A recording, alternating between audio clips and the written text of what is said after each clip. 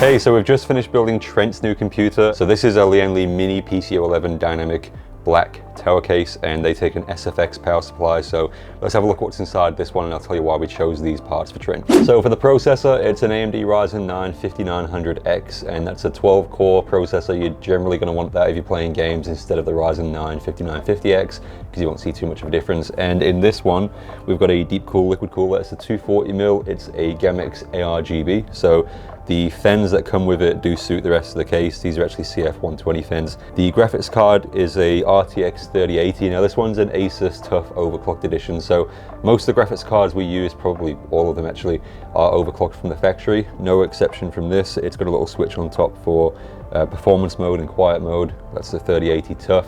The RAM is 32 gig Corsair.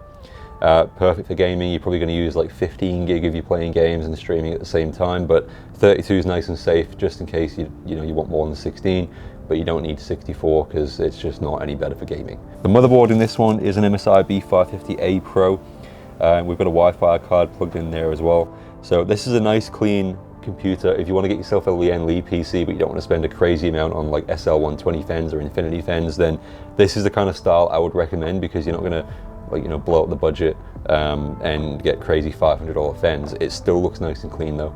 And although it's set to red at the minute, you can do all the crazy RGB effects or change the color to blue, red, pink, green, whatever you want to do. You can do all that stuff with this PC. Looks nice and clean. This is a good example of a Lian Mini PC. You can get a PC that looks like this generally from low 2000s, but they go all the way up to like 12 grand. You can do whatever you like with this kind of case.